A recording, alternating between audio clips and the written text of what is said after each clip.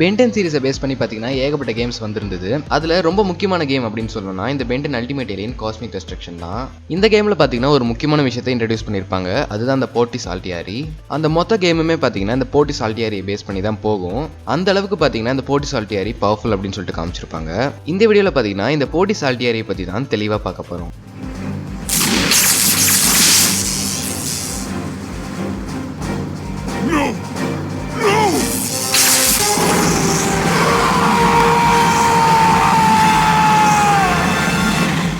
இந்த போர்ட்டிஸ் ஆல்டியாரி பார்த்தீங்கன்னா ஏன்ஷியன்ட் கேல்வன்ஸ்னால உருவாக்கப்பட்டது. இந்த போர்ட்டிஸ் ஆல்டியாரி மூலியமா எந்த ஒரு பவருமே பார்த்தீங்கன்னா பல மடங்கு இன்க்ரீஸ் பண்ண முடியும். போர்ட்டிஸ் ஆல்டியாரி பார்த்தீங்கன்னா பல யுகங்களுக்கு முன்னாடியே உருவாக்கப்பட்டது. இந்த டிவைஸ் பார்த்தீங்கன்னா ரொம்பவே பவர்ஃபுல்லாக இருக்கிறதுனால பல பேர் பார்த்தீங்கன்னா இதை அபகரிக்கவும் ட்ரை பண்ணியிருக்காங்க. அப்போ இருந்த ஏன்ஷியன்ட் கேல்வன்ஸ் பார்த்தீங்கன்னா இது எந்த தப்பான கைகளுக்குமே கிடைக்கக்கூடாதுன்னு சொல்லிட்டு யாருக்குமே தெரியாத மாதிரி ஒரு கிரகத்தில் இதை மறைச்சு வைக்கணும்னு சொல்லிட்டு நினைக்கிறாங்க.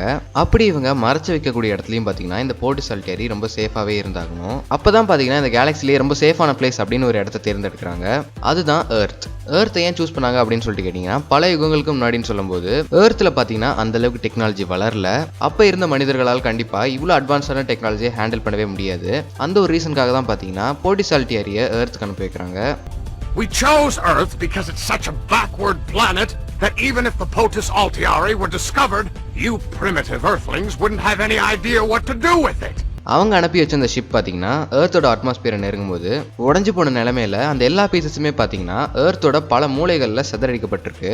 இந்த 6 பீசஸுமே எடுக்கிறது மூலியமா அல்டிமேட்ரிக்ஸோட பவர் பார்த்தீங்கன்னா பல மடங்கு என்ஹான்ஸ் பண்ண முடியுன்றதுனால பென் பார்த்தீங்கன்னா எல்லா பீசஸுமே தேடி போவாரு.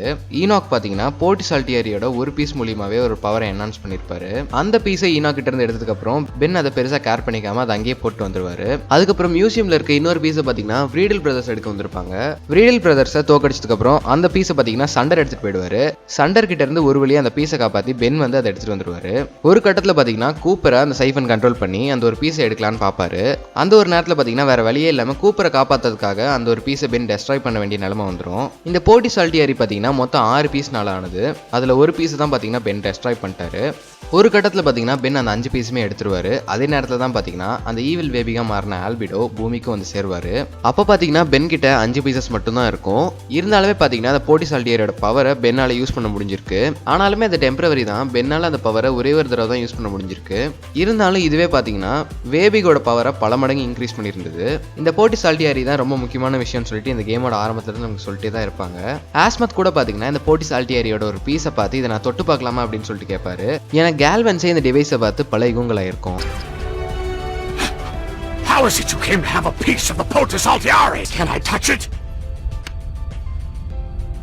இந்த வீடியோ உங்களுக்கு கண்டிப்பாக பிடிச்சிக்குன்னு சொல்லிட்டு நினைக்கிறேன். அப்படி பிடிச்சிருந்தா மறக்காம லைக் பண்ணுங்க. அடுத்து நம்ம எதை பற்றி வீடியோ போடலான்றதையும் கமெண்ட் பண்ணுங்க. இதே மாதிரி இன்னொரு இன்ட்ரெஸ்டிங்கான வீடியோவில் வந்து நான் உங்களை சந்திக்கிறேன்.